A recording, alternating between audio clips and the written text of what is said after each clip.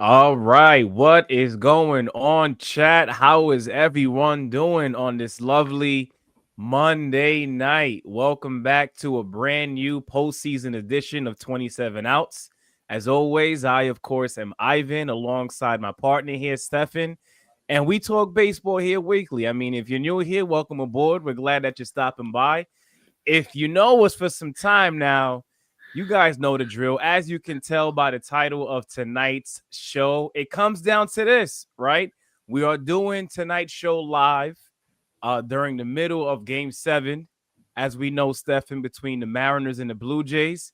I didn't have no Mariners gear. You guys should know by now that I am secretly rooting for the Mariners, but I do have some OVO merch, so I got on a Drake shirt right now. So in a way, I'm kind of representing Toronto, but deep down inside, I'm really rooting for Seattle. I sound like a hypocrite saying that, but anyway, we're getting closer, guys. And that's both good and that's bad. Stefan, before I pass it over to you, what I mean by that is, October baseball, there's no better time, right? Stefan and I, for as long as we've known each other, we have always called this Christmas before, the actual holiday that we know as Christmas, right?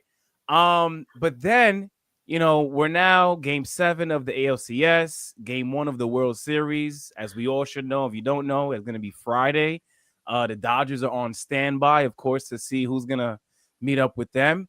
But yeah, man, we're getting very close. Like eventually, there's only gonna be 2 teams that we speak of after today. So, Stefan, how do you feel? How does that make you, feel after hearing that? It feels like the season flew by, but it feels like we've been here forever at the same time. Right. Um, that makes me sad, but it also makes me happy knowing that me and you have put in 2 full seasons of doing what we love to do, embracing with the baseball community and talking about the game we love. And it don't get no better in the game 7, brother. So I'm jacked up. We already are in the bottom of the 4th inning. So we'll see where the rest of this takes us. We on a wild ride. If there was a wild ride to get on, it's this one right here. So if you're a Mariner fan, if you're a Blue Jay fan, pull up. If you're a baseball fan, pull up. Just it's a beautiful time, but it's also a seldom time, a sad time, solemn time, because it's like it's about to get cold out. You know what I mean? That means the winter's coming. That means baseball. We put it on the back burner. Well, the world does. We don't. Because all season comes, trades come, winter meetings come, and we get to it.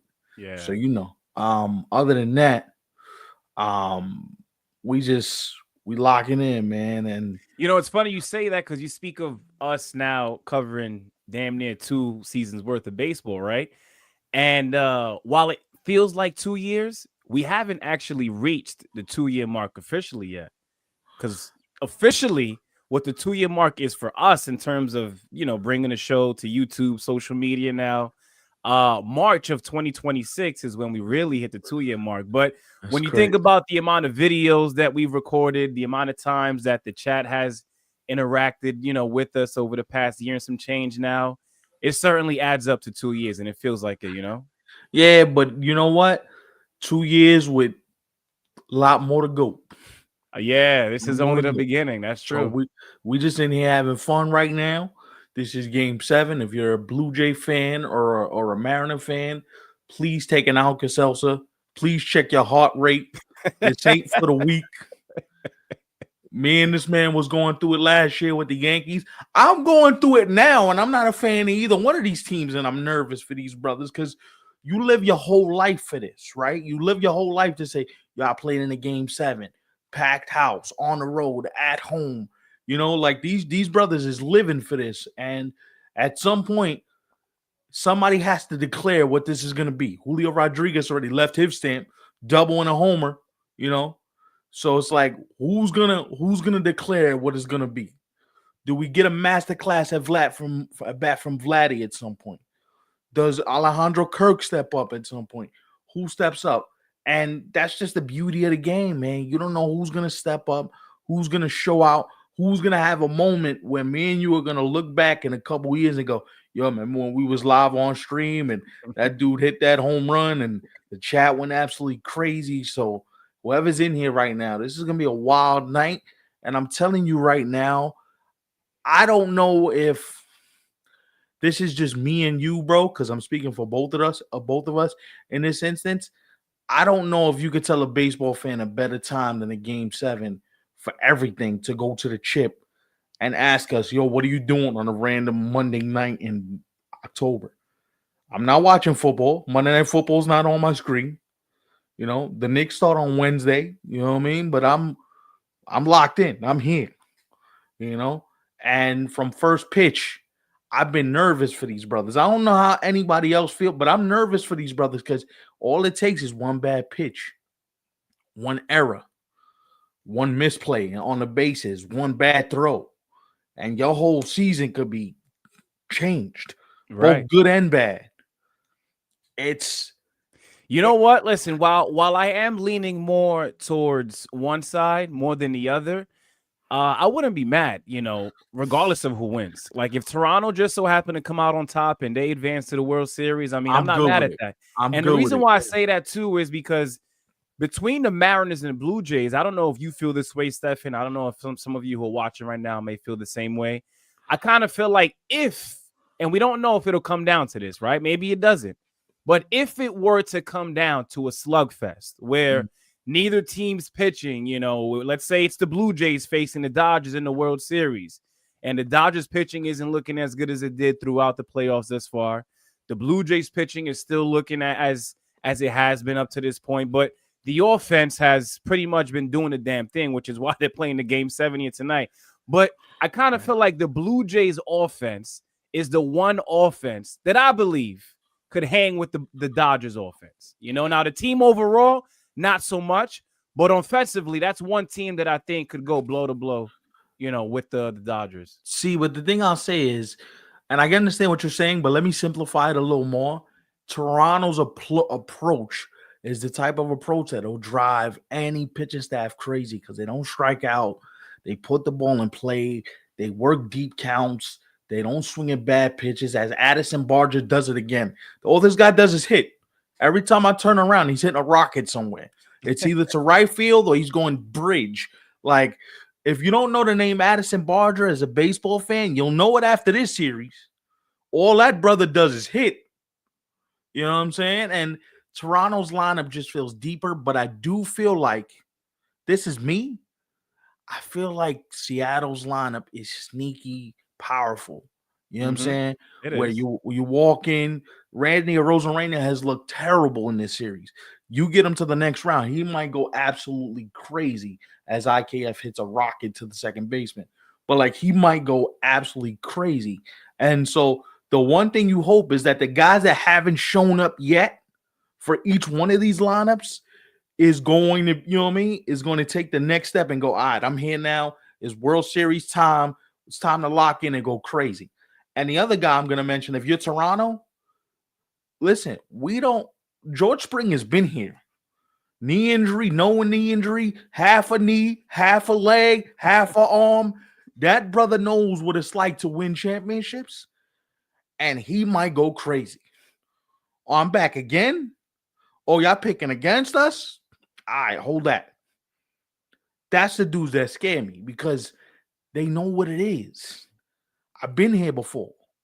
The thing I'm worried about with Seattle is none of them have been here before. Right. You know what I'm saying? So it's like, does the stage get too big for a J-Rod, for a Randy Arozarena, for what Kyle Riley's going to be? That brother's as steady as a heartbeat. We get it. He's good. You could put him right now. You could tell him we playing baseball in Alaska, and that brother's going to be all right. You know what I'm saying? But it's just the heartbeat of those other dudes. Right. The heartbeat of the younger guys. Can you handle what this is about to be? Listen, while I do agree with you in terms of the difference between the Blue Jays having more of a veteran presence as opposed to the Mariners, those boys in Seattle, they're hungry. Oh yeah. I know you just spoke about J-Rod a couple minutes ago, but that entire team looks hungry. I'll tell you that much. Oh yeah. And I know I'm talking about both out of both sides of my face, but listen, we're trying to paint both sides of this. If you're the Dodgers, you want to play Toronto. You don't want to play Seattle. That pitching is no joke. Right. They could go start for start with you, pitcher for pitcher with you. Their bullpen's just as good as yours, if not a little bit better. You don't want to deal with Seattle for a 7-game series. You don't want to do that because the one thing you know about Seattle is they're going to pitch. They're going to pitch well, and if it comes down to it in a close game, they're not afraid to win the game 2-1. They've been doing that the last few years. Right. You know what I'm saying? So it's not, none of this is going to scare them. The thing you worry about is, Speaking of Kyle Riley, he just went yard. You was just talking about him. you know what I'm saying? So there we go. And this is the thing, right? You know the dudes that are just, they flatline. You know what I mean by flatline, where it's just like, yo, I'm just playing ball in the backyard with the bros. I'm not worried about what happens. MVP, no MVP, this, that. You know what I mean? The moment, while it is one of the biggest stages, it doesn't become too big for themselves. They don't try to go out of their way. He remains true to himself. He I just get it. does what he does, and that's the type of players you need when it gets to this. And that's why I'm gonna say something too. I now have a deeper love and appreciation for Vladdy. Because throughout this whole playoffs, he's just been the same, steady, solid, and as Kyle Riley hits one to the moon, Jesus Christ, look at that Mariner bullpen. They're fired up. Speaking of Guerrero, what I really liked too was, now we know what he did against the Yankees, and we had even talked about it here on previous shows. Like, to begin the championship series against the Mariners, it was like, damn, what happened to him? And that was just 2 games into the series. Ever since then, I mean, the dude has looked crazy.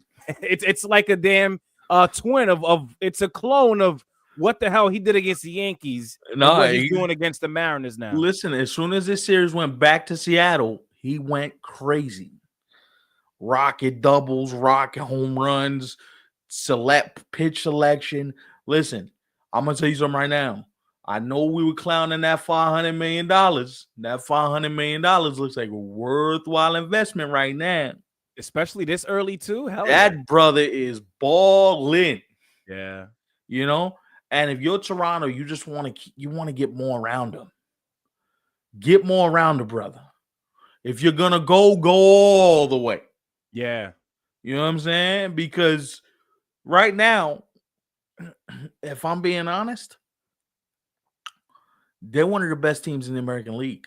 Yeah, for sure. Going into next year, I do not want to deal with going up to Rogers Center with Vladdy and his boys, and you get them a couple bats, maybe some more starting pitching. Toronto, I don't want to. I'm good on that. Right. We good on that. I know their season hasn't come to an end yet, but just because of what they've been able to accomplish, as you mentioned, having Vladdy now for as long as they do, or will rather, considering the contract that he signed for. I'm also excited for the future of, Toronto Blue Jays baseball as well. What other pieces are you going to add offensively? Who else are you going to add to that rotation? I think a sneaky move that they don't get credit for making, at the deadline was trading for Shane Bieber. And here we are. Speaking of Shane Bieber, he's pitching in a game 7 for them. So Varland's in there now, but he right. He did his job. Listen, he gave up 2 runs. Toronto's offense should make this thing interesting by the time we leave here tonight. Listen, all I want is for a moment where the game's hairy for Vlad to get up here and hit one to Saskatchewan, brother. Tie this thing up. Let's go to 10, 11, 12 innings. Let's have some fun. No, I'm and I don't mean that literally, but like have a moment. Yeah. Have a moment where we're looking at this going, yeah, bro. Remember that game 7? Went back and forth. You know what I'm saying? That's what baseball. Well, that'll be another moment if we're being honest, because he's had himself a few already this postseason. Who you tell? Yeah. And it's that's just the beauty of baseball, brother. Dude.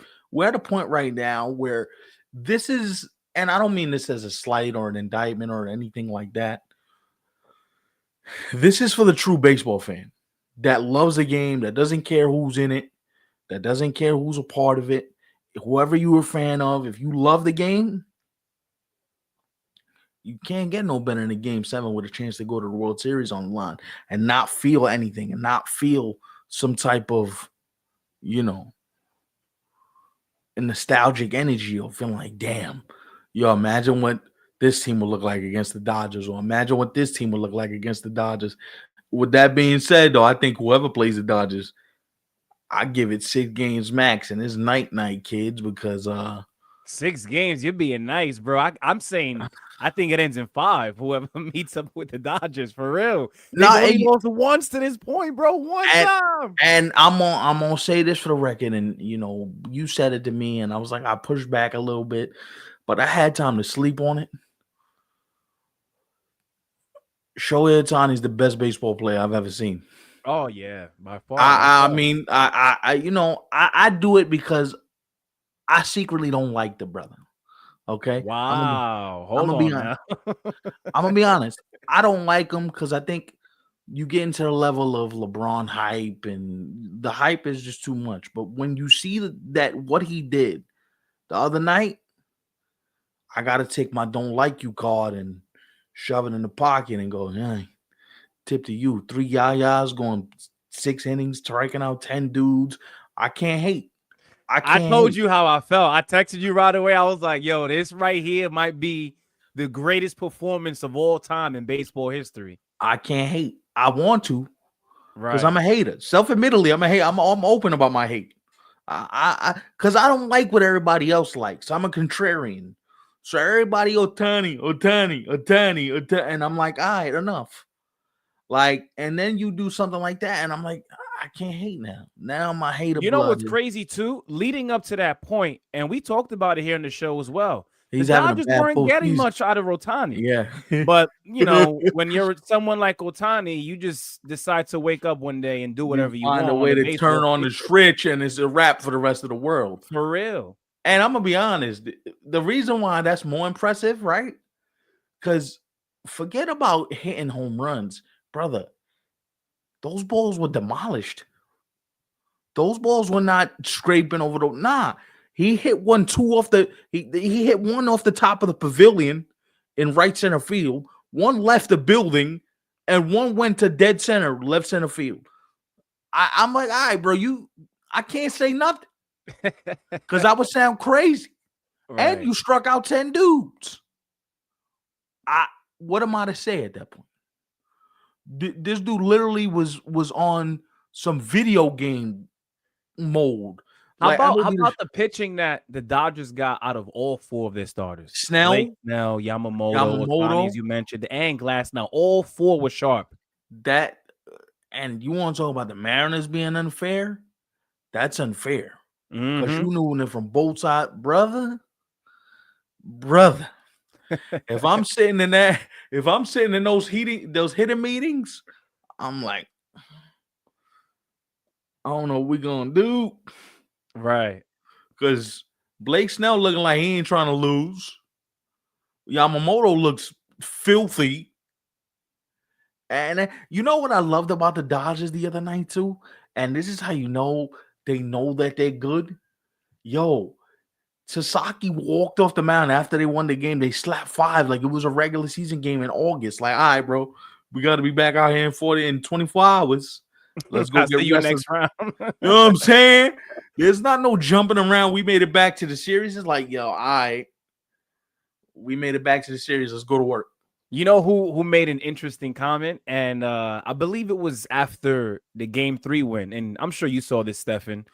Mookie Betts, he was doing a post-game interview, and they basically had asked him, like, how do you feel about, like, being as close as you are to being in yet another World Series? As you know, Mookie Betts has won quite a few times in his career now, and he hit him with the Kobe quote, man, like, yo, job's not finished, man. Job's not done. Like, I know you want to hear me hooting and hollering about, where we're at right now, but we still got a whole other round to face, Yeah, man. And that's why Mookie Betts is special.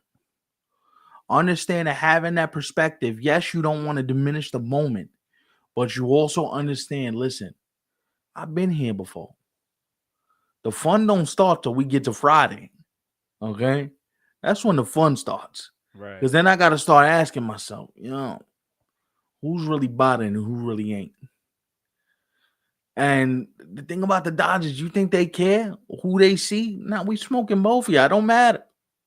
That shit is done. You know what I've been seeing over the past couple of days? I love And I don't know if you've seen this, Steph, and I should have reached out to you sooner, but I think now is a better time, especially with the chat being here with us. But could you believe over the past couple of days, I've been seeing like these random posts and videos about people labeling the Mookie Betts trade from the Red Sox to the Dodgers as the trade that broke baseball? Like, are we serious, bro? Like, yo, why we always got to say that for? Like, why can't it be one of those deals that was one that worked for many years to come, you know? And I think because it's working out like that for the Dodgers and Mookie Betts in this case, I think that's why people are trying to turn into a negative as opposed to because a positive. people they love being hyperbolic. Oh, the trade that broke baseball.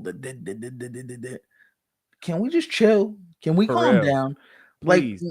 Like enough with the over dramatics. All right. How much we're gonna see a ton of trades? We're gonna see a trade this offseason that might break the game. So Maybe what a we're gonna couple. say? Listen, boys and girls, I'm here to tell you. Uncle Steph is here to tell you. This might be the craziest offseason we witnessed in about the last 25 years. I'm here. I'm here to tell you. This offseason is going to be insane. We're going to need it. Listen, I'm telling you right now, Ivan, there's going to be times where we fire up the StreamYard at damn near 11:30 at night. I'm telling you. I mean, we've done it before, so I'm down. You know what I'm saying? There's going to be times where you call me randomly. Yo, what time we going? You know how we do. All right, bro. I'm ready. I'm here. Just call me whenever. And knowing me, because I'm all about the breaking news. I'm on Twitter. I'm on the phone. I'm all over. It ain't but too far, brother. It ain't but too far for me to roll to get right over here.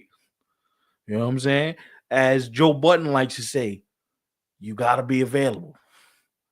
Your equipment, your time, and your resources must be available. Mm-hmm. You must not be too far from your working station, because when it's go time, it's go time. And so this offseason is gonna be insane. I like how Major League Baseball, and I know they're not doing this purposely, right? This is, it just so happened to be a situation where everything is kind of like one after the other, and then it'll be followed by, the lockout that we're all anticipating by the end of the 2026 season. But look at what's bound to happen, right? You got the off season that, as you mentioned, we're expecting it to be a big one, right? The first one in a long time. You got the WBC early next year. Then you got obviously another full season that we have to cover. And of course, playoffs, all that stuff.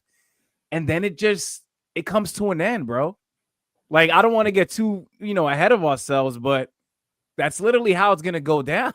Like, that's kind of sad, bro. So that's like going up on a roller coaster and not being able to go up anymore. You just get stuck. So I will tell you, you know what this feels like to me? And I don't know if this is me being hyperbolic when I say this, but this feels like the moment, right, where it's gonna, like, we're gonna get to the top of the roller coaster, and once you get to the top, it's just gonna plummet right to back to the bottom, and you'll be like, just when you get to the zenith point of your fandom, they're gonna snatch it from you. Mm-hmm. Baseball, I'm telling you right now, this postseason has been great. This postseason, if you're a baseball fan, this postseason has been nothing short of sensational. Here's what I'm going to tell you right now. You are losing the fan base if there is a prolonged lockout for this foolishness. You better be prepared, and this is coming from a baseball channel. You better be prepared to lose audience to the point where people might not come back, and people say, well, why are you saying that drastic? Yo, when the Orioles left Montreal, people didn't go back to all Expo games. It took a minute before the fans came back to baseball. Now, granted, the steroid ever helped, and all those different contributing factors, all that helped 1,000%. You don't have a steroid era now. So what's going to be the thing that propels you now? What's going to be the thing that says, yo, come back to baseball? You already losing the younger demographic. The younger demographic is like, I can find something to do. We can stream NBA games. We can stream kids playing games on YouTube. I can stream the football games. We got stuff we could do in the meantime and between time. And it's the summertime too. So we can just be outside, running around doing what it is that we do. So baseball has to prepare itself that you put business over fandom and you tell the fans to go screw themselves. The fans are going to remember that. And here's the crazy thing. Attendance was up again this year. Right. Attendance across baseball was up 35% this year as a whole. If you tell fans, go screw yourself, and we don't care about your fandom or how you feel or whatever the case may be, it's going to be hard to get those fans back, brother. It's going to be real Especially hard. if it's for a long period of time too. Yeah, man. If we talk about, if we going if we're going as long as I think we're going to go, we're looking at about a year of darkness. At least a year of darkness. So you think there would be no baseball in 2027? Probably not. No. Damn, that's gonna be harsh. Because here's what I'm gonna tell you. That's man. that's like a black cloud just hovering over our heads. Of course, you ever heard the saying, the sword of Damocles, where the sword is just hanging over your head, and once it falls, it chops off your neck, and you're done. Nah, I never heard of that. So there's a saying called the sword of Damocles, where the sword basically is hovering over your head. You know, back in the days, the Roman Empire, they used to execute people. Yeah, I remember. Yeah, and yeah, they used to hit them with the sword. And when you know you're about to die, that's how they would execute you. But they would chop your head off. And it almost feels like, yo, damn, there's a sword hanging above our head. The sword of Damocles, like, yo, when is it gonna come get us? And I don't mean to be drastic, because I hate this. I can't stand this. This channel's gonna suffer for it. I know. Yeah. Me and you are gonna suffer for it. Baseball fans across the world are gonna suffer for it. We might have to start covering old school games, doing watch-alongs to games from like the early 2000s. Something, bro. We gotta, I'm dead set. I'm down to do whatever. Yo, bro. chat, for those of you who are here, man, you know, I know we're not there yet. You know, we still have a full season ahead of us before this happens. But listen, give us some key points on what we might have to do. Yo, I'm here for the viewer feedback. I'm not even joking. If y'all got ideas, because at that point, you know, there would be nothing to cover. You know, nothing new. You know, you don't want to come on here, hit the mics, and you're basically reiterating everything that you've said on previous shows. Well, I'll tell you this. I do think at a point we're gonna have to get into the minutia of what this CBA is gonna look like, what it's gonna require, what these teams and what these players and what these owners are gonna want. And I'm gonna tell you something right now. We're gonna get real. We're gonna talk about this. What they arguing about, what they fighting over, what it looks like, how ugly it's gonna get, because it's gonna get ugly. Okay, I'll just give you an example. The last CBA, for the last 2 weeks before they came back, I didn't sleep not one lick. Right? Because at 3 times during those negotiations, I thought, they getting close or something. They coming back. We getting close. We getting close. We getting close. Right? You know when the levy's going to be pushed for real, bro?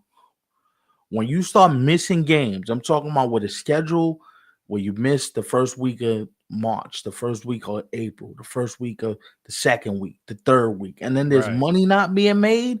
That's when you're going to see who's really in it, who's talking spicy because there's no games, and who's really about that life. No checks being cashed. No, you know, you start expecting a certain amount of money once the certain months start kicking, and it's like, wait, but I usually have this amount. I'm damn near close to that now. You know what I mean? When Soto expecting that 51 million, and his shit looking a little light.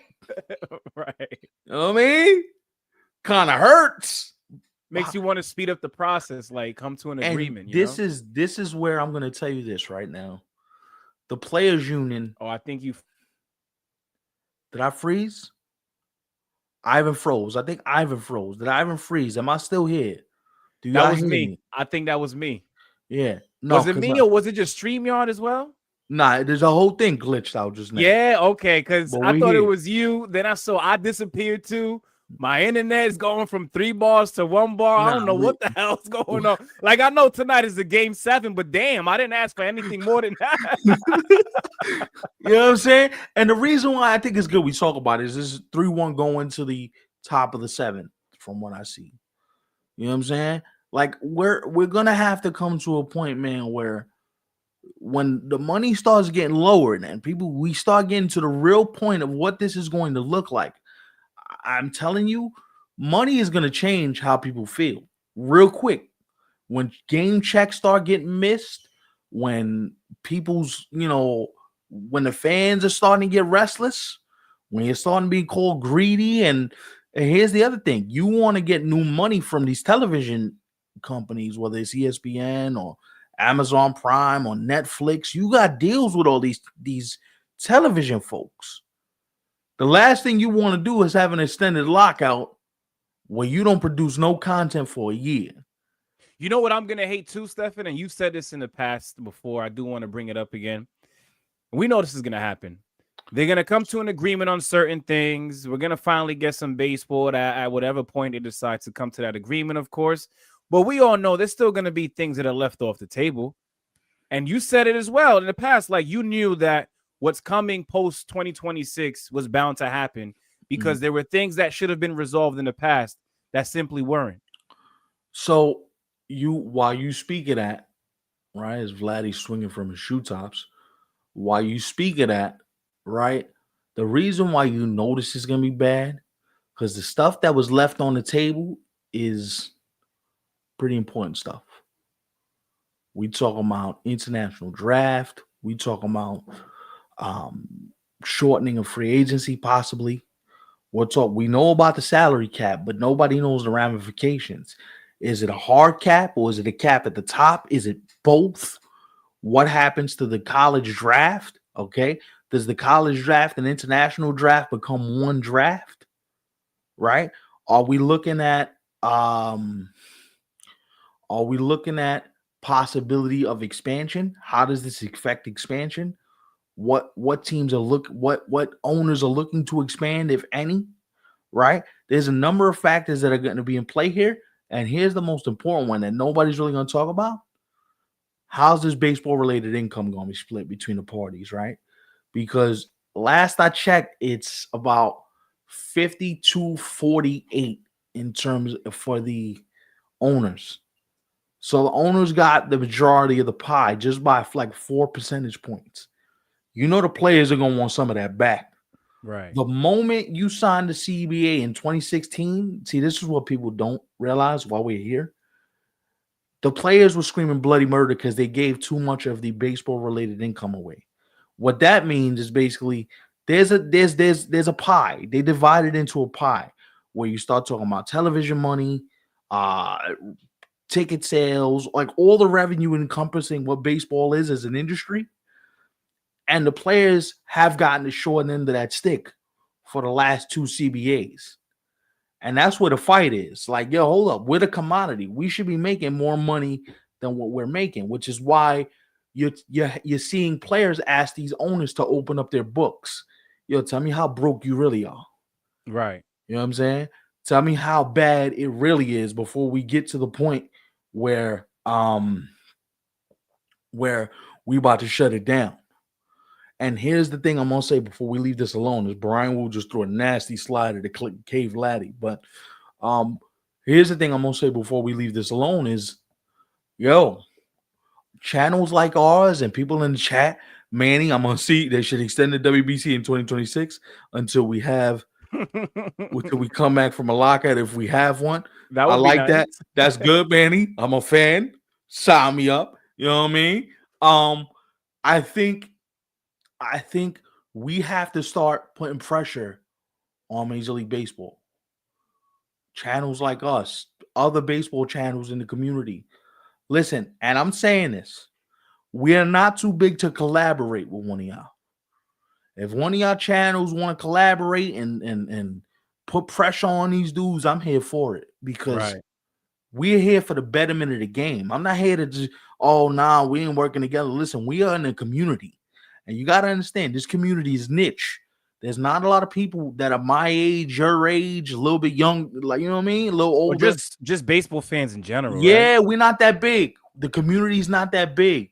And so if it means that we got to hop on with another stream and get it all the way popping off, y'all better get the season started, brother. Now that you say that, because that hasn't crossed my mind, but that would be interesting. Like when we finally get to the point of there being no baseball for however long that may be for, it'll be interesting for us to, have others who also cover baseball, Yeah, just to kind of like bring all of our ideas together to see of like course. where the game is at now, where it could be headed in the future. And I mean, why not? Because it's not like we're gonna have anything else to get into anyway. And that's the thing. And this is what I'm gonna say too, right? And if we boring y'all with this conversation, we apologize. As Alejandro Kirk hit the Yeah, scene. we bore you now. You're gonna be bored by the time end of next year comes. You know what I'm saying? But look at what's happening in the NBA. The content creators are now kings. You have the content creators that have their own channels that the NBA is hiring on their broadcast. Yeah. Prime, Peacock, the NBA on NBC. They're talking to other content creators like, yo, what the street saying? What it is? Talk to us. Let us know. Because we are the lifeblood of this.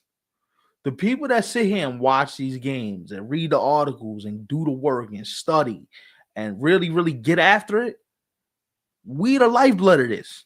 Because I hate to tell y'all, the John Heymans, y'all dead. Y'all out of here. Joe Shermans, y'all dead. Y'all out of here. The print media, y'all dead. Y'all out of here. Damn. It's true. Yeah. Nobody wants to. Why you think they're paying? Why you think they're paying? It's funny you say that because I think that was something that Keith had referred to back when we spoke to him as well. Like Yeah, the man. way the game is Yeah. being covered and where it's headed. For the next 5, 7, 10 years. It's We're starting to enter the beginning stages of it. Because it's yeah. still fairly early. And this is the thing. That's why we need y'all to spread the word about us. If you know people that love the game, put them on to us. Put them on. Even if you know other channels, we'll rock with other channels. It ain't all about us. Because listen, we understand this ecosystem is very small. It's a very small ecosystem. And you start talking about the realism of, damn, yo, we might be losing the sport for a whole year. That hurts. Like the reality of that is I'm gonna say something really, really serious, is dire, right? Because what people don't understand is not only you pissing off fans, but you're pissing off business opportunities. You're pissing off people that are trying to make something of themselves in this space. You're basically telling them what you guys are doing, you don't matter. With Because this. Mm-hmm. yeah, all that matters is our bottom line. And the harsh realities of that is without us, there is no bottom line. There is no lifeblood. Because if the fans aren't giving you what you need in terms of different types of content, different types of way of looking at things, we're all just watching baseball like robots, right? Like the one thing I'll say about us that's beautiful as we go to the seventh, Brian Wu looked filthy in editing.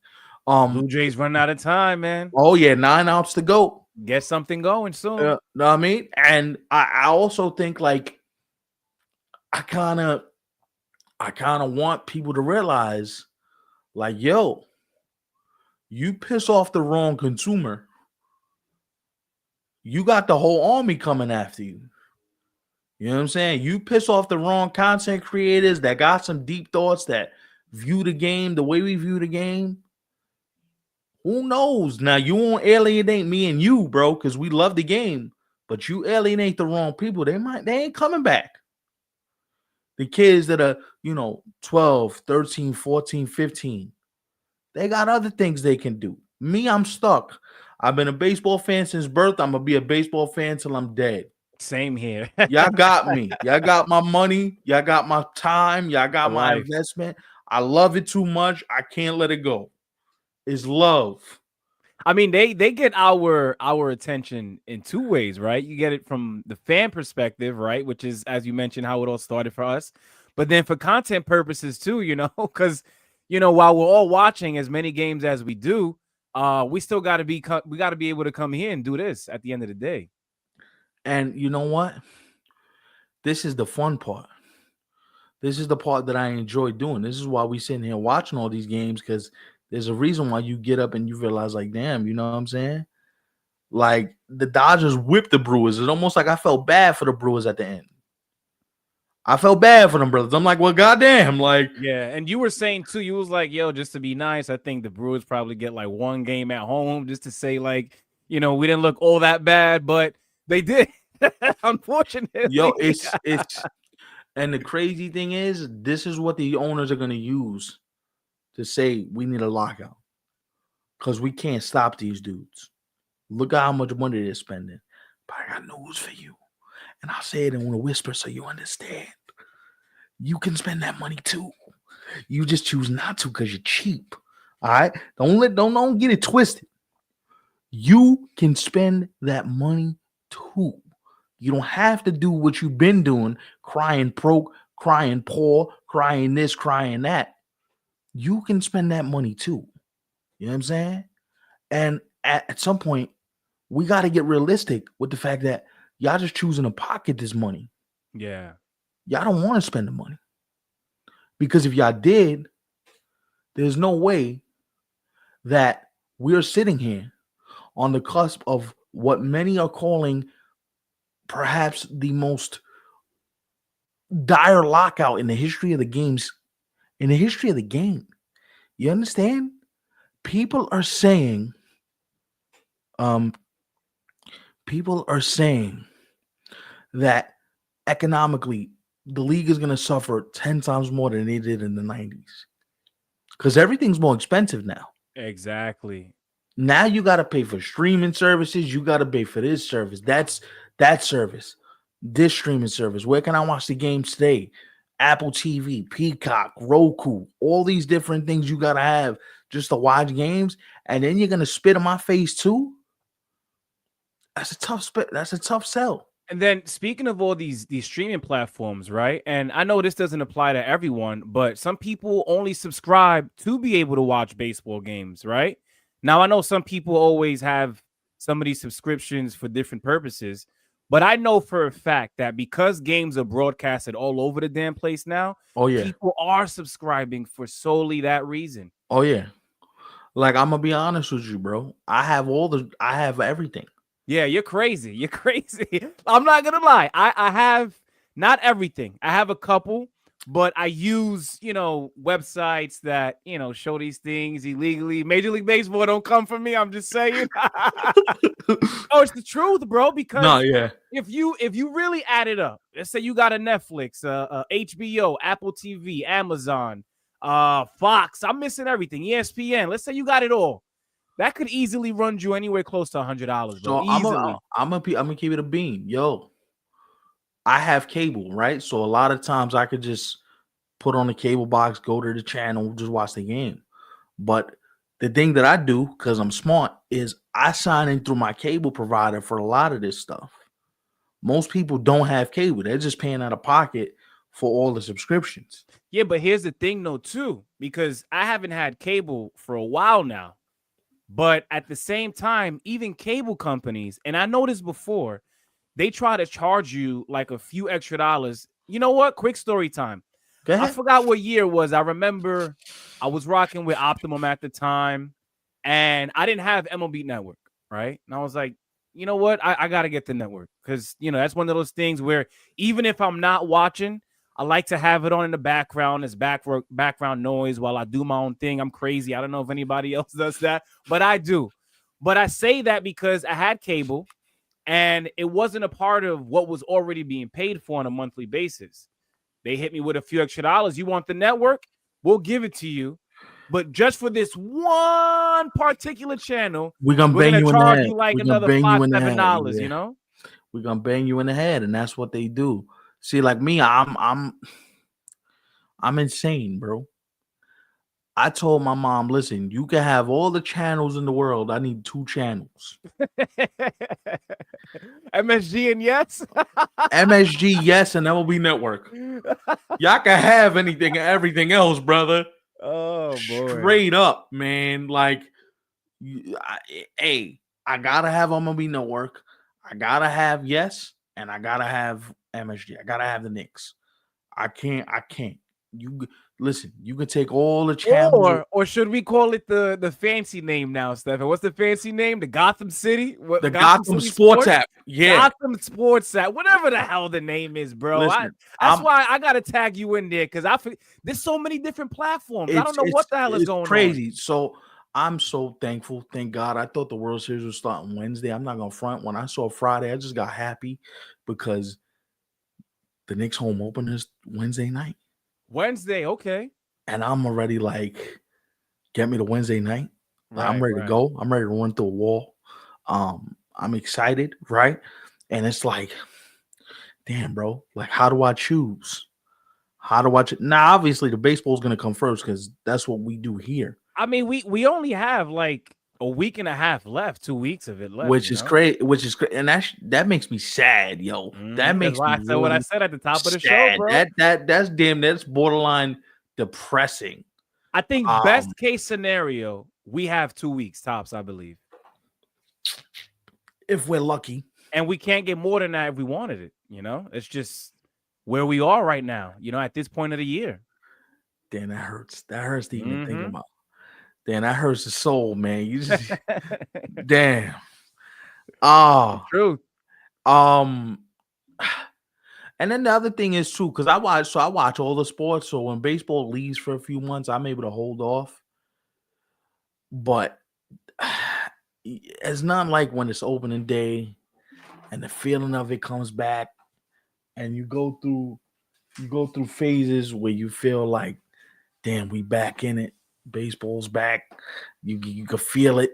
You know what I'm saying? You know that it's getting close. I don't know what I'm gonna do in 2026, brother, because that 2026 all season, you might as well just the Knicks better be coming off a finals run. Jackson Dart better be ready to save my life with the Giants because I can't take too much of this, bro. Listen, I'm gonna be honest with you. I might start watching baseball overseas, bro. Japanese Yo, baseball, whatever. you ain't lying, bro. I'm about to start getting the package for all the Spanish channels that show Right. the Caribbean series. Mm-hmm. You I know what I'm think saying? they're getting ready to.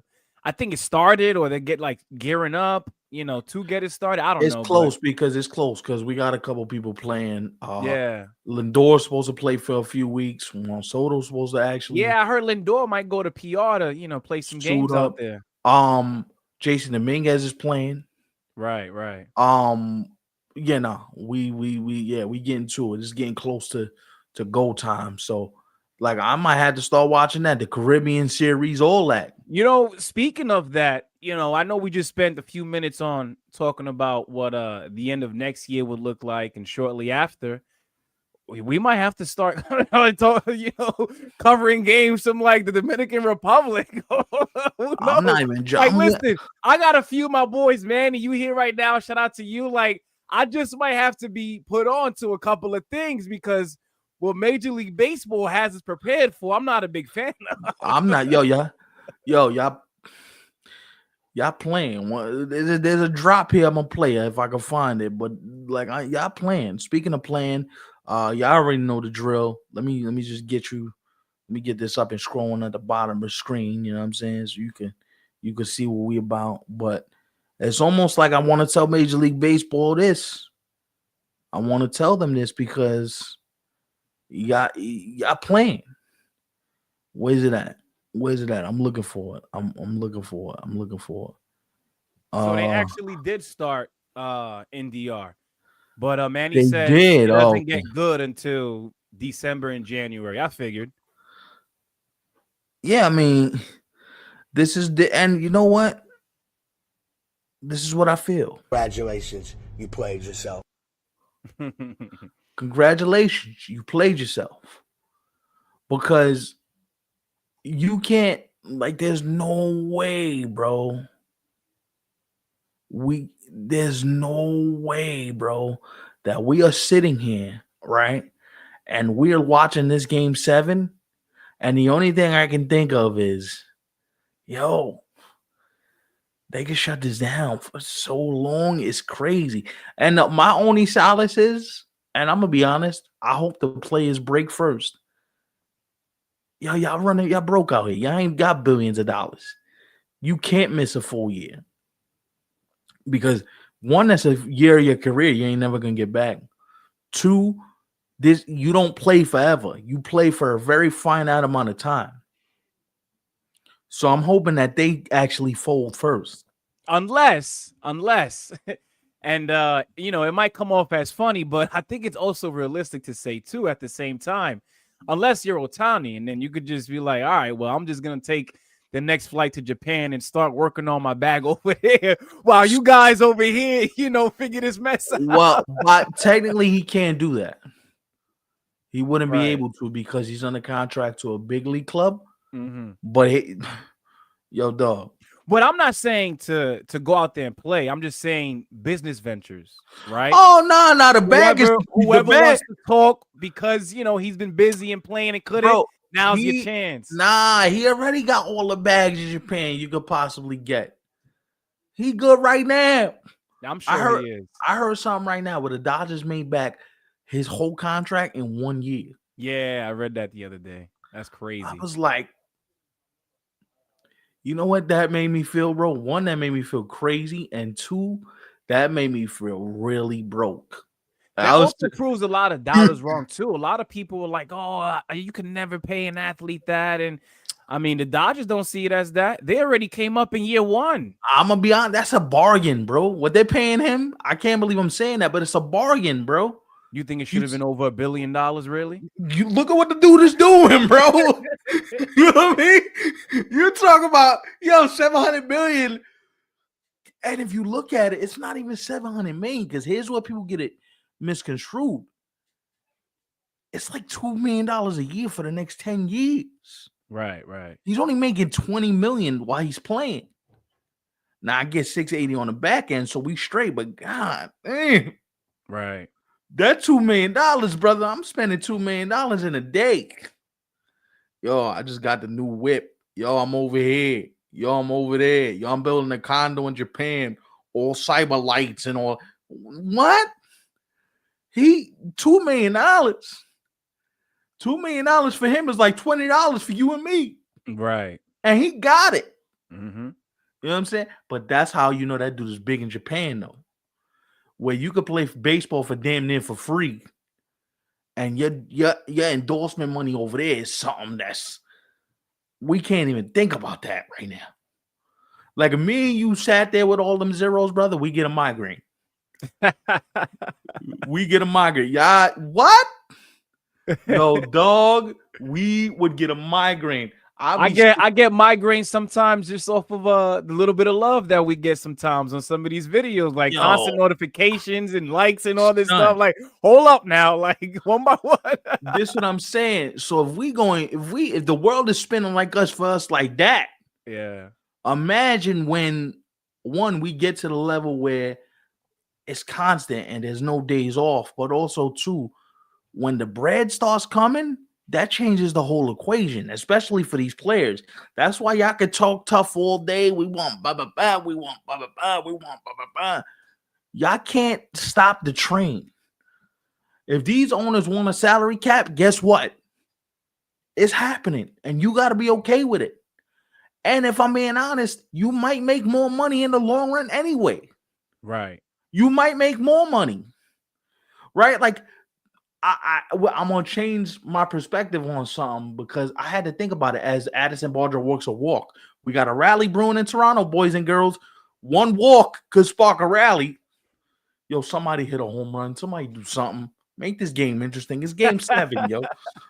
I'm gonna be honest, bro. Like, I don't think the Tigers have to trade Tariq Skubal. Really? I'm gonna tell you why. I gotta hear this. Because if you got a salary cap, the money's equal for everybody. You can't be outbid. Because if there's a salary cap, there is so much, there ain't but so much money Cohen and all these big teams could spend. That can be spent, right? If Detroit can match you, you might stay in Detroit because the bag is good everywhere. Isn't that what they do? I don't know the actual term. You probably know what it is, Stefan. In the NBA, like one team could offer, let's say it's a new team, could offer a new deal. Your previous team gets to counter with like the same Right. offer if they So- like, right? Right. So what I think baseball is going to do, they're going to do something equivalent to that, where they're going to basically have, the Tigers will have his rights. The Tigers will have his rights as IKF hits a single. We got a rally brewing in Toronto, boys and girls. Where the Tigers could basically match his rights and go, yo, all right, cool. Drake is in the building. As He is. I didn't even see him. That's crazy. yeah. As so if another team offers him a crazy bag, the Tigers could go, yo, give us 72 hours. We're gonna match this thing, right? Now, the player movement, what you're gonna see more of though is trades. Moving You're gonna forward, see way more trades, yes. Because what these dudes are gonna do now is they're gonna sign extensions with their teams. The team's not gonna win nothing, and you're gonna see the agent and the player go, yeah, get me out of here. we out just a couple of years into like a massive deal or something. And that's why you're gonna see draft picks start becoming tradable in baseball. Yeah, that has to be a thing, man. Like, come on. Once we get to the salary cap era of this, because this is where we're headed. I don't know if y'all ready, but we're headed for a salary cap. Don't let these folks lie to you and tell, oh, we're fighting. Baseball gotta conform. Y'all can't be the only dudes making gajillions of dollars, and the rest of the world has to conform to a salary cap. Y'all getting a cap. It's happening. We ain't playing with y'all. And so Cohen is going to be obsolete now because Cohen's money, I don't care how long your money is. To quote the great Fabulous, your money could be as long as Eastern Parkway here in Brooklyn. I don't care how long your money is. If the if the cap says what it says, you just neutered Steve Cohen. You neutered him now, right? Because how many times in the NBA we hear, yo, the Knicks got this much money under the salary cap, the Heat and all these big market teams got all this money. Well, where these dudes end up staying? Yo, I'm staying in Oklahoma City. You know why? Less pressure. I still get my bag. I could get an endorsement deal anywhere. It don't matter where you put me in the league. If I'm making money and I'm providing for my family, that's all I need. Yeah, I saw a video. I think it was a few months ago, definitely on social media, and it was Shaq who was, I think, being interviewed on like, being a big name player today in the NBA as opposed to what it was like back in the days. And he basically said how back then there was only a few teams who could actually be able to put out a player to be that guy, right? Whereas now, as you mentioned, because with the NBA pretty much being an even playing field now, it don't matter where you play. Look at Giannis in Milwaukee, one of the greatest basketball players of all time, coming out of Milwaukee. Like, since when? look at the Chiefs in football. Kansas City Chiefs winning those Super Bowls out here like it's nothing. You in the middle of Kansas City, and you building dynasties. You know why? Because the cap helps you. The cap protects you. Now, what they're gonna do in baseball, I believe this. The money is gonna be spent on 3 positions. I'm gonna tell you, we're going 4 positions. 4. The money is gonna be spent now on 4 positions. You ready? Take a guess. What positions the most money is gonna get? One is pitcher. Go ahead. Damn. Go ahead. Tell me. I know one is pitcher for sure. 1 is pitcher, 2 is catcher, 3 is shortstop, and 4 is center field. Catcher, okay, I could see for sure. Catcher, shortstop, center field. Right. Pitcher, catcher, shortstop, center field. The middle of the diamond is how you build your team. Right. So ain't no more first baseman getting a gajillion dollars. No. Hold that. No. All the money now is going to the athletes. You ain't giving no money to the random dude that's just. Well, I think in the case of first baseman, no, I think over the years, a lot of players have ruined that. Like Pujols ruined that. Chris Davis with the Orioles ruined that as well. Mark Teixeira in his later years with the Yankees. Like these were who once upon a time some of the best players in baseball at one right? point, Yeah, right? but you gotta. But then as they aged, it was like, well, damn, you could no longer give first baseman, what they first got. Which is right. Well, which is why I'm gonna tell you. Why do you give the money to those positions in particular? Right? Kyle Riley's already showing you I'm valuable. You need me out here. Seattle's already showing you J-Rod, I'm balling out here. You need a center fielder that's gonna do what I do. Wow. I don't want to say anything. I want us to be able to react at the same time, but something crazy happened. George Springer just went deep. Yeah, bro. 4-3 ball game, bro. What did I just finish saying? What did I just finish saying not too long ago? You said it. You mentioned it. Yeah. He is the dude that the dude is built for this right here. He is built for these moments right here. Don't play with that dude. Don't play with him. And you know why I want the Blue Jays to win? Because I want a Drake to perform game 1 at a Blue Jay game. And then I want Kendrick to do Not Like Us before the World Series. I need it in my life. I wanted to ask you this, but now that you brought it up on the show, so what you sent me earlier on IG, bro, right? And we're talking about Kendrick, Drake here. Do you think if the Dodgers, I mean, obviously the Dodgers are going to be in the World Series, but if it's the Blue Jays and the Dodgers, as you said, do you think those two teams invite, in the case of LA, invite a Kendrick to perform, or in the case of the Blue Jays, they invite a Drake to perform? Can we actually see that? Of course. You think they show Drake by mistake? That better be signed, sealed, and delivered, bro. I mean, come on. Hold on. Hip hop and baseball in the same sentence? Yo, give it to me. Listen, dog. You think they show Drake on that screen by accident? You bugging. Baseball is hoping, we could get these two brothers back in the spotlight. One could perform one song, the other could perform another song. It's party time, man. That'll be like the Super Bowl before the Super Bowl. It's party time, man. Yeah. And imagine whoever wins the World Series, they bring that artist out, and that artist performs at the parade, taking a victory celebration out here, talking spicy. I'm telling you right now, George Springer is gangster, because that brother could not move yesterday to hit a ball that far after having your kneecap nearly obliterated. George Springer is a thug.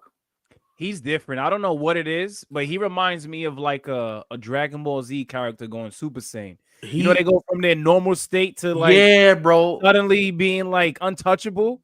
That's George Springer in October. This dude just turned into Goku. And the Blue Jays continue to hit, man. This team, man, listen, this team offensively, while I'm going with the Dodgers to win it all, I think the Blue Jays offensively could give LA a run for their money.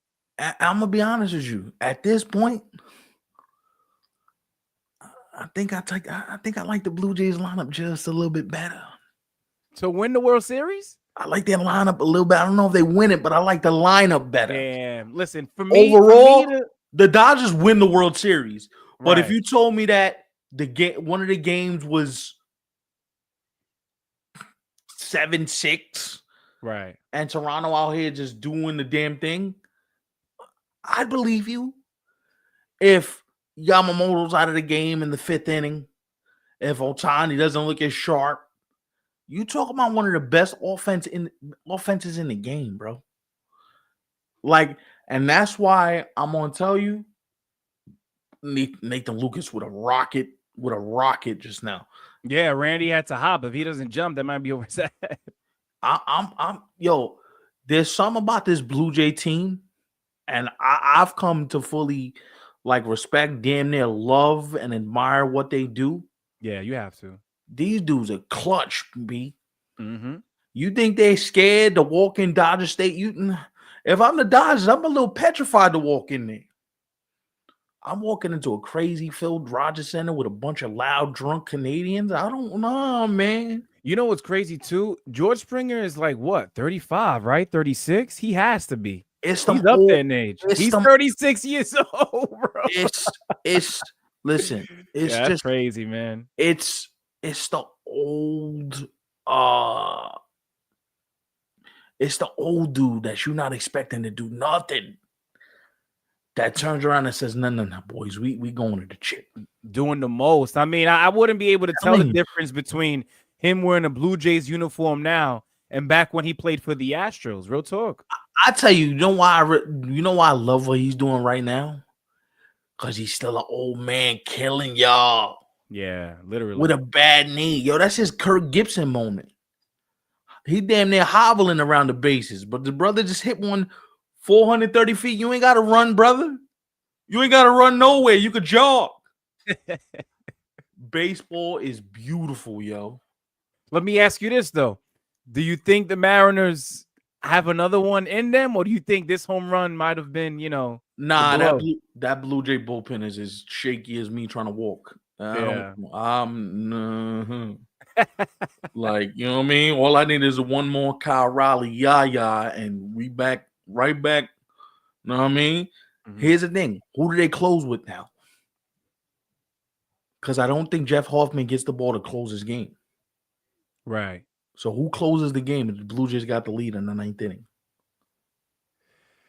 I mean, listen, while I do understand what you mean by that, if you're Jeff Hoffman, man, you gotta, in a way, let it be known, like, listen, I know I've been going to work a lot lately, but this is that time of the year. If I gotta put in some OT, by all means.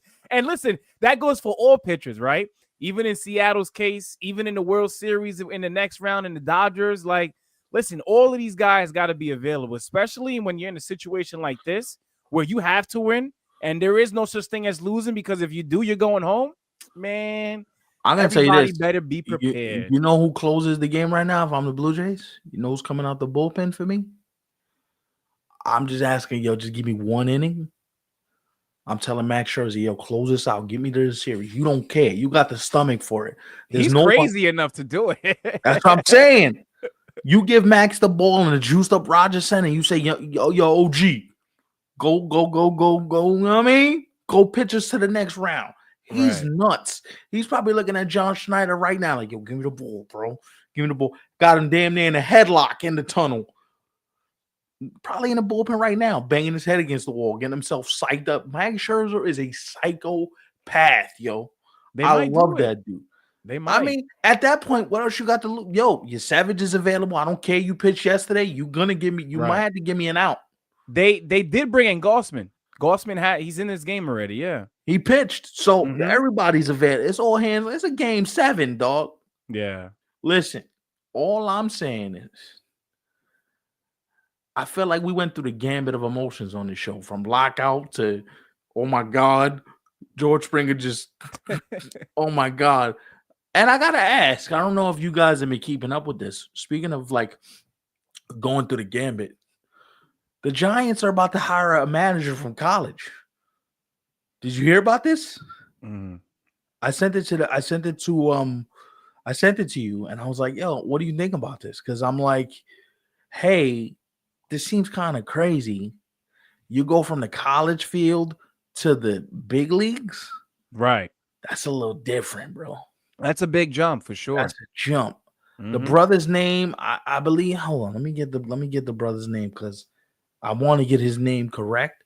So let me just hit the. And I don't necessarily, and while I could be proven wrong, right? I don't necessarily view it as a decision that fits right now. I could see that being something that maybe 3, 4, 5 years down the line, and who knows if it'll even, be a relationship that ends up lasting that long to begin with. But I see it more for the future as opposed to it benefiting the Giants, in 2026. That's why it's a gamble. It is definitely a gamble, because if it works and it pays off, Buster Posey looks like the smartest guy in the room.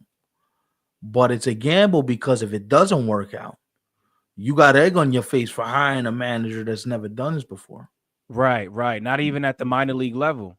Yeah, so that's why if you're Buster Posey, the idea that you're going to be um that I wouldn't say I would say carefree. Carefree kind of feels like the proper term, but that's kind of crazy, bro. Like if you hiring a college manager to get you to a point where you feel like it's gonna help you benefit, like that's a Mhm. little nuts. Like, and I was looking at it today, and I said they might really do this. Right, right. Now it's not finalized, but from where everything I heard, you could damn near book that this guy's gonna be the manager of the team.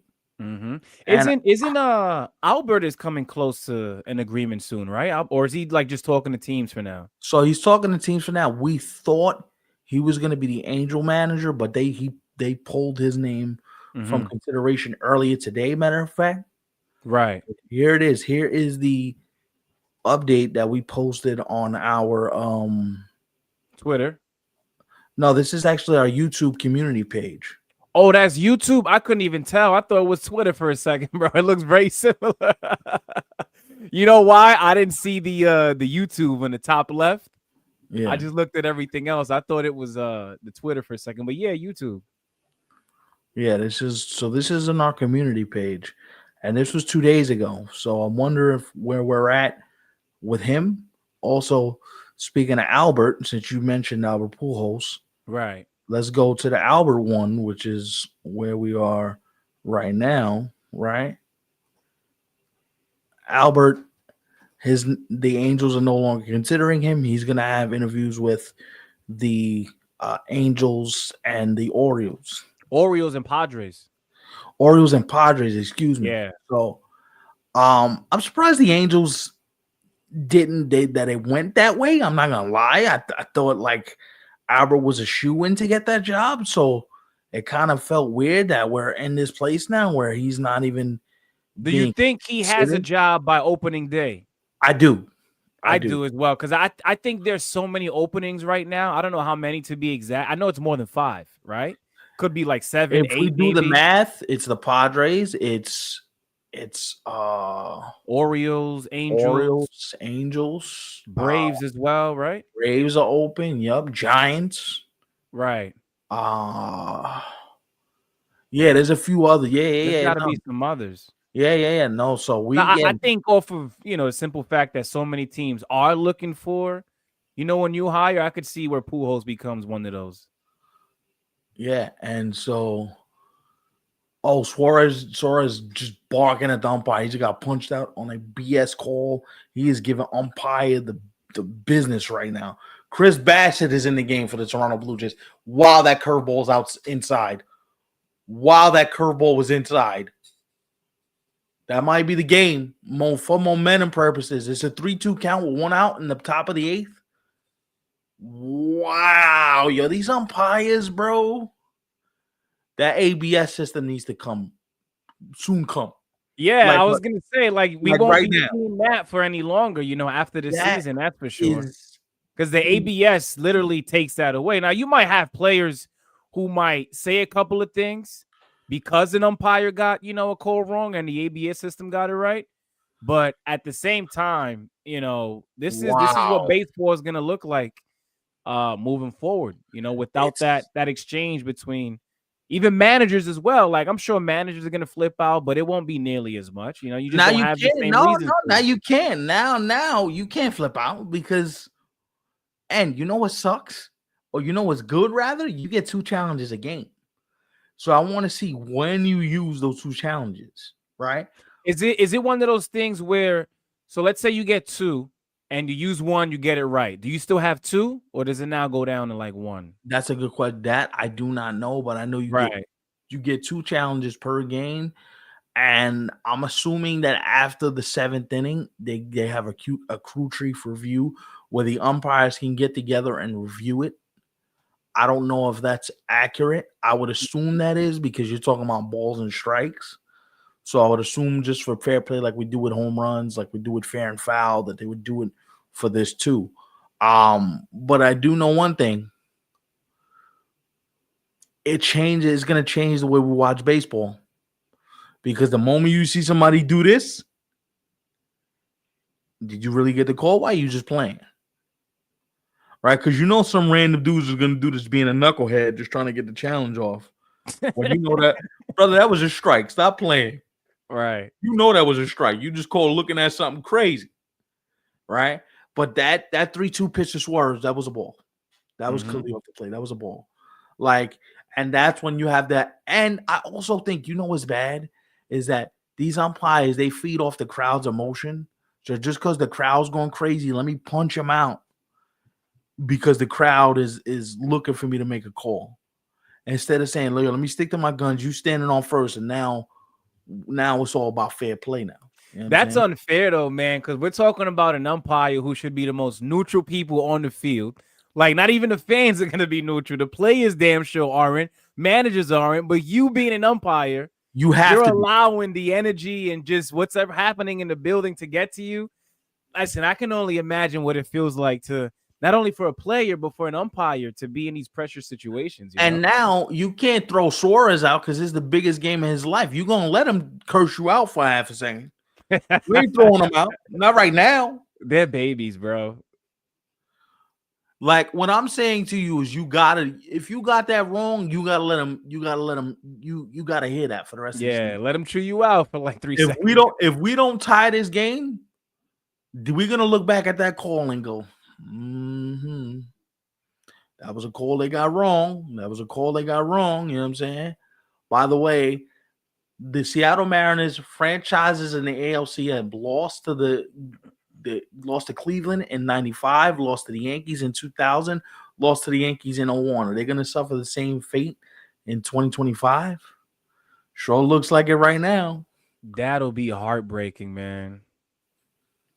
As Dalton Varsho hits a rocket to right, boy, these guys don't take no at-bats off, man. Listen, if you're doing this to the Mariner bullpen, the Mariners got one of the best bullpens in the game. Right. Imagine what they're going to do to that Dodger bullpen. Sasaki, I'm praying for you, young blood. See, but this is the thing when you play the Dodgers, right? And this goes for whether it's the Blue Jays in this case or the Mariners. How long, or how quickly, rather, I should say, can you get to that Dodger bullpen? Because we talked about how great, the starting rotation has been for LA.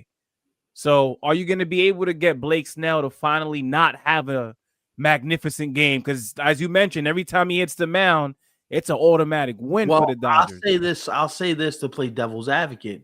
Have the Dodgers played an offense as potent as these two offenses yet in these playoffs? No, I think this would be their best opponent. This would be their biggest challenge in terms of offenses 1 through 9. Everybody can take you deep. Don't really matter who it is. Don't matter. No matter who. So if you're not careful, if you're out here playing around, they might send yours. Yeah. But also, in the credit of the Dodgers, while they haven't faced a lineup like this yet, no shade to Philly, the Reds, or the Brewers. Right. But they have seen some good arms. They've seen Freddie Peralta. They had to see Christopher Sanchez. They saw Hunter Green. I mean, they saw a couple of guys, man. I'm just saying. This guy Ernie Clement, I don't know if he wakes up in the morning and gets 2 hits a day. God damn, these brothers is wow. First and third, no outs. Andres Munoz is on the mound. Senor Smoke guy, you might get smoked out of heat. See, even if this is not a huge inning for the Blue Jays and you could tack on one more to make it 5-3, that might be the game, because that might be all she wrote. Yeah, it might be the game, because look at it from this perspective. Now, if you're Seattle, look who's up. Look who's up. We just spoke about him. I think he spoke. Well, not Max, but Hoffman. Remember I told you, I said, they've been using him a lot, but you might have to still be available. You know what? They might have to do it, because at that point, right? Let's have a conversation. If he's been your closer all year, you don't want to deviate from it now. The only thing I'm going to say, right, is if he blows it, if he blows the lead, whatever it is, that second guess is going to be mean, bro. That's a mean second guess, because if you blow that, that's your season. There Right. ain't no tomorrow. You know what I'm saying? Well, So I do Hoffman, think they should have somebody up just in case. so this is what I'm saying. Who's the guy? Because if it's me, somebody got to get up behind him. Right. Whether it's Rodriguez or one of the start, somebody Right. got to Even if they don't actually come into the game, but be ready. Because if Yeah. you get into trouble if you're Hoffman, Yeah. they might Because pull the plug. Yeah. it's one of those things. And the thing about Hoffman is what a great double play by Josh Naylor. Yeah, Like that a was huge. cat over there. We Woo! needed that.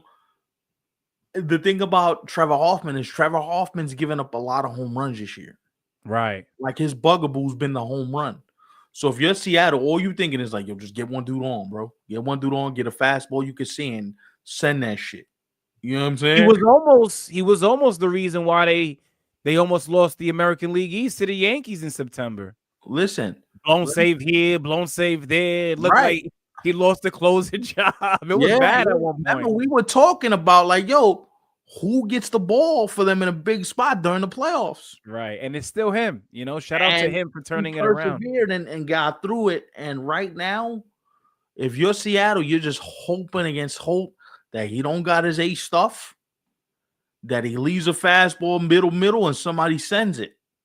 Other than that, boy. Well, here we go. Top of the ninth, we go to Boy. Hoffman coming out. I'm glad we're actually, you know, and the thing is, we still have so much time when it comes to, you know, the 2-hour mark. And we could actually give ourselves, if this is a crazy ninth inning, it would be okay because I don't think it would interfere with like editing purposes and whatnot. No. So this right here, perfect timing to a T. Thank you, Seattle. Thank you, Toronto. Thank you, everybody. Listen, if you know somebody that's watching them right now, get them in here. Yeah. Get them in here. If you know somebody watching, get this viewership up. Get them in here, dog, because I feel like this ninth inning is about to be insane, bro. For real. By the way, man, you know, while Seattle still does have a shot, you know, I also want to thank them for the love that they showed us, you know, over the past couple of days on TikTok. They showed us a tremendous amount of love. Man. It was damn near crazy, you know. And for those of you who are not over on the TikTok and the IG, you know, make sure you go ahead and follow us. We get a lot of, you know, comments from other baseball fans, different fan bases as well. And you guys could also interact with them too, you know. Chad with the damn, this is good. It is, Chad. Yo, Chad, thank you for being here with us, bro. I appreciate it, man. We appreciate you, man. That's, you know what's crazy is I'm sitting here thinking like, yo, imagine when we get to the series. A part of me wants to do a half watch along during one of these World Series games. Yeah, we could do it. We could do it where we have a late start to the show and it goes into like the later innings of the game. So like if we start in like the third or maybe the fourth inning and we go all the way to the end, depending on if it's a close game. Because reminder, guys, we're gonna be doing post games for every single World Series game. So as soon as the game is over, who knows? We might hop on and maybe like the 6th or the 7th and see who's doing what, see what's happening out here. You know what I'm saying? If we like, I'm gonna tell you this: if we know that the game is like spicy and it's the middle innings, we might just do an impromptu. Yo, run to the stream. We live right now. Come see us. You know what I'm saying? Well, it ain't gonna be planned. You'll know the post game show will be planned, but we might just the post game show might be extended a little bit. We might get in there a little earlier than expected. So right. Keep the notification bell rocking and all that stuff, man. But right now, I got one objective if I'm Jeff Hoffman. Don't let Victor Robles on the bases. You let him on the bases, Julio sends one in the gap, we got a tie game. Keep Victor Robles off the bases. Keep Victor Robles off the base, and if Kyle Raleigh comes up in this inning, that might be the kiss of death. I'm dead serious. You do not want to see Kyle Raleigh. Right. Because that brother, he has no soul. He will send the Jeff Hoffman fastball to places it ain't supposed to go. That's right. Get out of here in 3. That's it. 1, 2, 3. Let's go to the series. Stop playing around. And boy, who's up right now? We got 8-9-1 for Seattle. 8-9-1. That's what I'm saying. Don't let Robles in the 9 hole get on because he might steal a bag. Julio Yeah, might hit one in the gap. You know what I mean? Like you gotta think. You gotta think. And Jeff Hoffman has a propensity for walking guys. I know. Yeah, he does get Walking himself guys, into trouble and sometimes. he gives up a lot of home runs. So if you're Seattle, you can't go up there swinging for the downs. Mm-hmm. You got to go up there. You got to throw 3 straight fastball. You got to throw 3 straight pitches for me to feel like, all right, he's gonna try and get me out. Yeah. Boy, I'm tense and I'm not even. We not yo. This is crazy. I mean, at this point, this is what we're waiting for, right? We don't spend an hour talking about everything else. Wow, sneaky bunt attempt. I like, you know what I mean? Here's the thing: you're down to 0-1 already, though.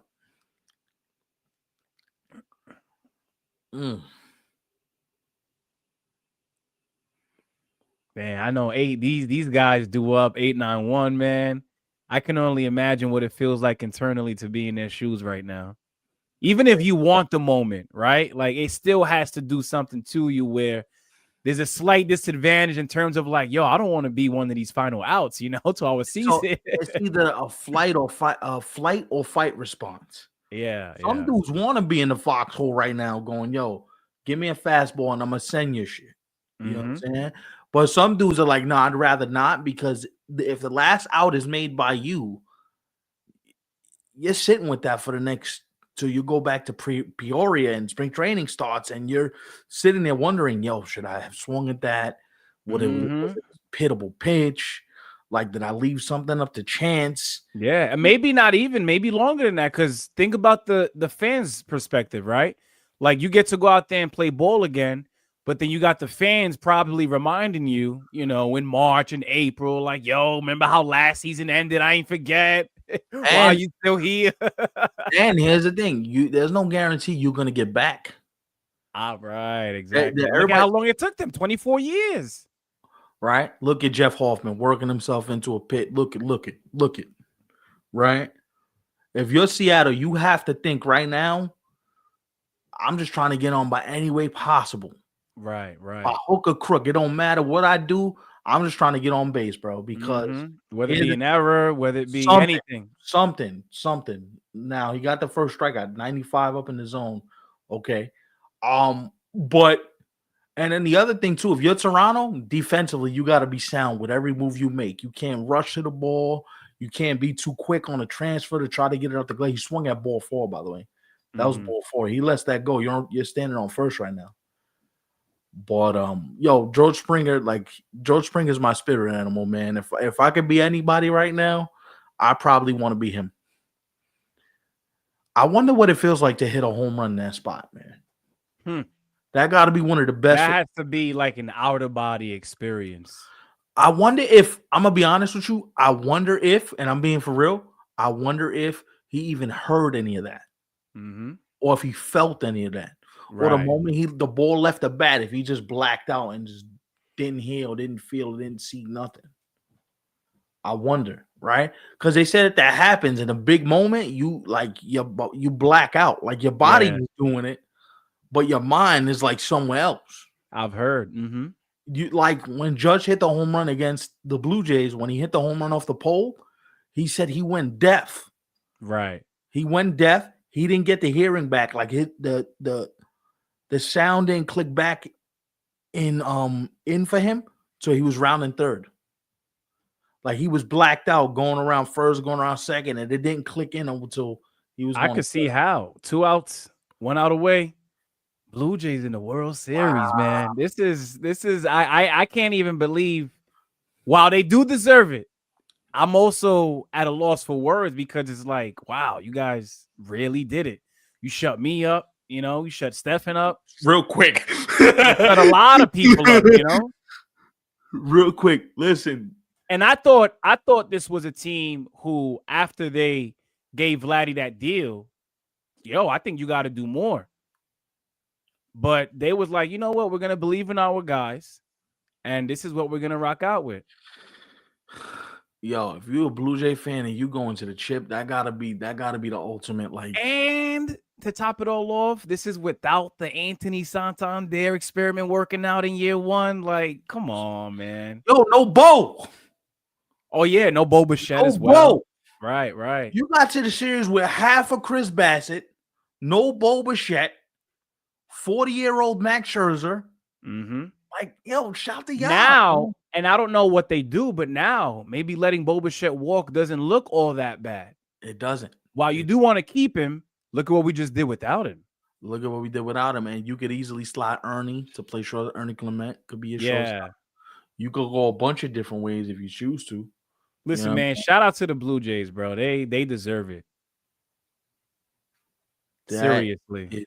You know what I'm saying? This is why baseball, to me, it never gets old. Mm-hmm. You can say, oh, it's boring, it's too slow.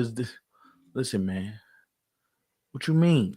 This was the great game 7, by the way. I must say. Hell yeah. By far. Because, listen, Springer's home run is going to... Yo, that's Joe Carter right there. Yeah. This is Joe Carter part 2 right here. People are going to tell their grandkids about that home run. And you know what's crazy? Everybody's going to say they were there. Yo, I was there when? There it is, folks. J-Rod strikes out on a pitch that is literally in the other batter's box. And the Blue Jays will meet the Dodgers in the World Series Friday night. Yeah. If I don't get a Drake Kendrick perform off baseball, y'all failed. Yeah, we got to get that, man. I don't know if Dot does it. I don't know if Drake does it because they both too big. Mm-hmm.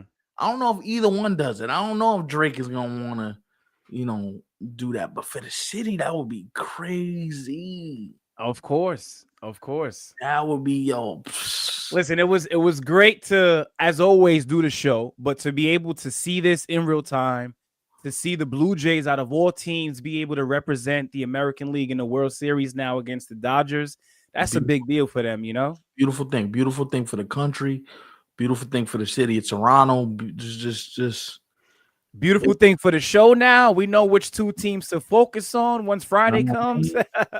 And I'm gonna be honest with you. I'm kind of like, I'm gonna be honest with you. I'm not jealous because I don't think jealous is the right word. Yeah. But I'm so happy for these 2 teams that made it because that's how you know baseball. That shit is universal. The game is universal because nobody said at the beginning of the year the Blue Jays are going to the World Series. No, not Look one at how beautiful this game is, bro. Where you literally can sit here and say we can make picks, we can make predictions, we can say who's gonna do what, all we want. At the end of the day, all that matters none until the players on the field decide who does what. Yeah. I'm saying? Like it you know what I mean? Like I really would love to see what happens when we get to Friday. Because the Blue Jays, they got to be mentally exhausted. You get a week off damn near, which is a beautiful thing. Right. You get to regather yourself. You get to recollect. You get to. But what a gut punch for Seattle. You feel for the fan base. You feel for the team. You feel for the city. You just everybody involved. Like this is why I'm glad the Yankees ain't in it. Because I don't know if I could be this composed right now. Yeah, it's tough, man. It's like, it's great to see your team be able to go on for as long as they can. But at the same time, the deeper you go, it stings a little more, especially when we speak from the Yankee fan perspective, going back to just last season. It's tough, But I think even as somebody who is not a Mariners fan, right? You guys, should be proud of what you've achieved this season. Yeah, hold your head super high. Hopefully the team makes some smart decisions, in terms of like what this team is going to look like moving forward. And who knows, maybe they'll be right back in the ALCS again. Well, we know one thing. Kyle Riley's not going nowhere. He's signed. Yeah. J-Rod is signed. Like the question is which one of these pitchers gets shipped off for some offense. Right. Prospects. Because I think it's safe to say that we both know that, both Naylor and Suarez aren't coming back. Maybe one. I would say Naylor's more likely than Suarez at this point. Yeah. But then again, you never can really say never. And I also think Josh Naylor's market is going to be really robust. Yeah, I think a lot of teams are going I to be think interested. if I had to take a guess right now, I would say Josh Naylor's not going to probably be back. I want Josh Naylor back in Seattle, but the Red Sox are looking for a first baseman. The Mets might be looking for a first baseman. The Yankees are looking for a first baseman. You know what I'm saying? So there's teams out here that are looking for first baseman. So it might not be as simple as his, unless he really likes Seattle. Yeah. Or he says, yo, money be damned. I want to go back there. I'm comfortable there. My wife is there. He just had a kid too. Mm-hmm. So does he want to uproot his family and go all the way to a different coast and do all that? He might want to settle because he's been traded. He got traded from Cleveland to Arizona, then from Arizona to Seattle. Right. So he's been traded twice in like the last calendar year, damn near. You might want to put some roots down and be like, all right, I've been through enough. I want to put some roots down. Seattle's the place. You know where I could see Suarez going? Because I think Josh Naylor is certainly going to have way more suitors than I agree. Suarez. Yeah.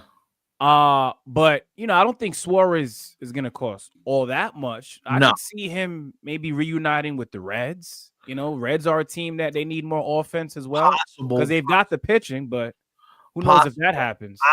If I'm gonna be honest, I like Gino in some play. I like Gino in a place that is a little bit more just baseball driven. So I like Gino in a city like San Francisco, possibly somewhere like Houston. Well, no, the Giants won't work because they got Matt You got Chapman at third. yeah, so that might not pan out. But let's just say, for instance, you know why I can see Gino? Because they're a young team and they feel like they're coming here pretty soon. I like to see Gino in Vegas. And then with that lineup, you talking about you got Blade, you got the kid that went crazy this year. I forgot his name. That he just went crazy. The left-hander, Nick Kurtz. You're talking about the A's, right? Yeah, Nick Kurtz went crazy. Like right. They have the type of team that he'll fit in good with. Yeah. Because your offense is solid. He's just going to be that veteran presence. And in that ballpark, he's going to hit 40 homers a year. You know what I mean? Like you got him, you got Rooker, you would have power all over the place. So Vegas feels like a smart bet. I would say another team, if you put a gun to my head right now, I would say Philadelphia, depending on what they do with Alec Bohm. Yeah. Does Philly kind of pony up some money, and what does it look like? Although he's not great at third, so they might not do that just because they might be looking for an upgrade at third base. But it's a very fascinating. It's going to be a very fascinating winter, because now you're going to see what teams are really trying to compete. And like we said tonight, the lockout's going to, push things forward. Guys are going to want to get signed earlier. Guys are going to want to know where they're playing. If a work stoppage is happening, and the reason why I don't think Schoolboy gets traded is if there is a work stoppage, right? How do we know what prospects go where? Like a Tariq Schoolboy trade would have to happen quick because whoever trades for him is going to want to re-sign him like immediately before it happens. Yeah. So like you got to get assurances from whatever team that trades for him. Yo, the money's already signed, sealed, and delivered, which is why they're connecting him to the Mets. But I'm gonna be honest, I don't understand that. I think it would have to be similar to like a Garrett Crochet situation. Now, a whole lot more money is involved in this case for Skubal, of course. But in terms of what the Red Sox did, you traded him. You knew you were going to give him exactly what he was looking for. It has to be the same type of situation. I mean, you would hope because it's Scott Boras, though. So Scott Boras is going to want to canvass the league and do what he does. But I'll tell you one thing. Boy, am I excited for Friday night. I'm amped up for Friday night. We'll be back Friday. What's the schedule like before we go? I know game 1 is Friday. Game 2 would be Saturday, I'm assuming, correct? Probably, yeah. Or Sunday? We got game 1 on the 24th. We got game 2 the 25th, and then game 3 is the 27th. So that would be Tuesday. I believe so. Yeah. So Friday, Saturday they play. Sunday So off. here's what I'm going to tell you. There's not going to be a Monday show. What we'll do for next week is Monday we won't have a show. We'll just come back Tuesday. Mm-hmm. Because if we're going to be on Friday and Saturday, Monday we could take off. Yeah. Tuesday we'll come back, and then we'll just follow it for the rest of the time that they play. Mm-hmm. So programming note, we'll put something in the community tab. No show on Monday, guys. We're going to follow the World Series schedule as it unfolds. So thanks for tapping in. We appreciate you guys. We got to get to some of these comments, man, before we get on out of here.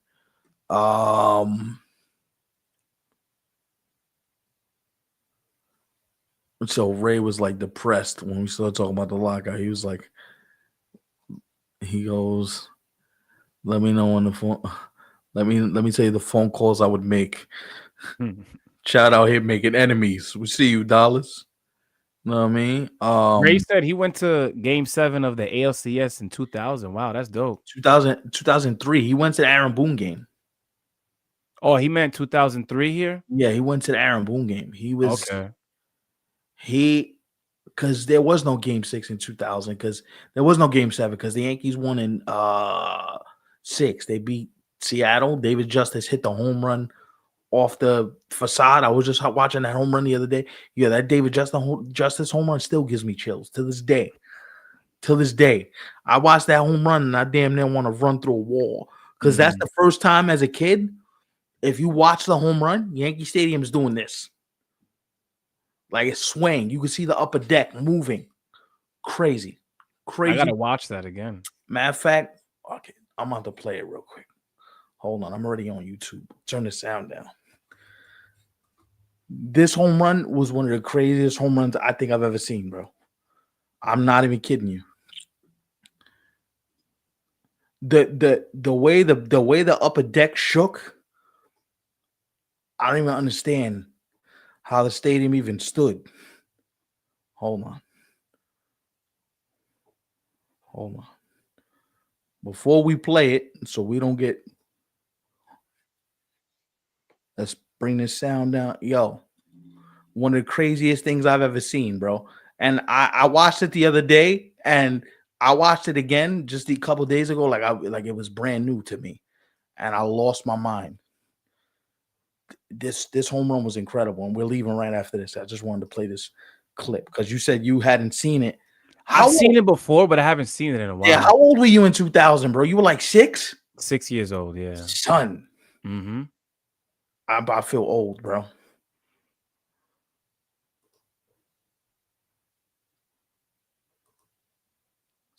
Wait a minute. Yo, dog. Soon as that ball land, the place is going crazy, bro. He said, they said when they stepped on home plate, they felt it vibrating. Son. I can't even imagine Lou Piniella. I think he recently did an interview with All the Smoke, right? With Matt Barnes and Steven Jackson. Yeah. I saw like maybe 2 highlights from it, but now with you sharing this, I gotta go back and see more of it. Nah, that ball he hit, bro, that shit is still flying right now. Speaking of still flying, we flying on out of here. This was fun. I had a blast. Know what I mean, Ivan, I know you did too. Yeah. Any parting shots before we get on out of here, brother? Nah, bro. Like I said, I was glad that we were able to see all of this unfold in real time. And as you mentioned, we'll be right back here Friday night for the World Series Game 1. Yeah, man, for sure. So Don Mattingly's first World Series, Chad says in the comments. So shout out to Donnie Baseball for finally getting to the World Series, man. If you're a Yankee fan, you know. Better late than never. Shit, who you telling? All right. Later, guys. We'll talk to y'all on Friday night. Peace.